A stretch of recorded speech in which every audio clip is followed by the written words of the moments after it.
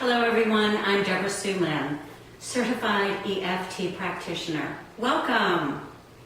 The emotional freedom techniques, known as meridian tapping or tapping, is the most influential, widely known energy psychology in the world today. How did EFT come about? A Stanford engineer graduate by the name of Gary Craig in 1994 developed the emotional freedom techniques. Now, what is the lineage of emotional freedom techniques? We don't have the time to hear the fabulous wealth of research and psychology that went into this, but briefly. It began with Dr. George Goodheart, a leading United States chiropractor who was working with his patients and discovered that rather than using needles that his patients didn't like and found invasive, he could actually apply pressure or tap on certain acupressure points and get the same results. He also, Dr. Goodheart, brought applied kinesiology to the world. Fabulous man.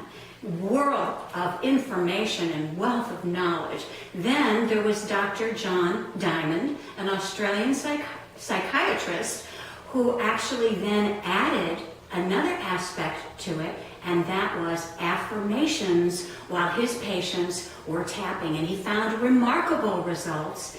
And then we had Dr. Roger Callahan, a psychologist who specialized in phobias. One day he was working with one of his patients who he had been working with over a year and a half with very little results.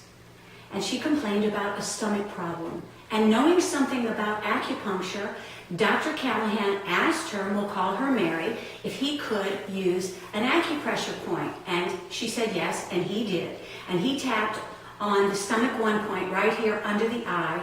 And in a matter of seconds, Mary said her queasiness was gone. She jumped up, went out to the swimming pool where Dr. Callahan had his pool, and started splashing water on herself. She had a water phobia for years and couldn't go near water. Dr. Callahan, being very concerned and knowing that Mary didn't know how to swim, went right out there after her and found her splashing water and laughing. And Mary said to him, "Not only has the queasiness in my stomach gone, but I'm not afraid of water."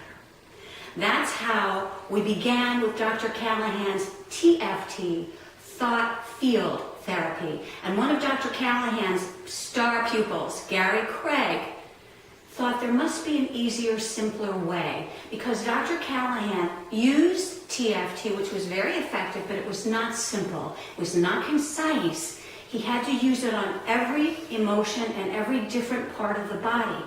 And Gary Craig came up with emotional freedom techniques where we could combine ancient Chinese acupuncture with modern day psychology to eliminate and release the blockages that are held in our bodies from trauma, from relationships, from before birth.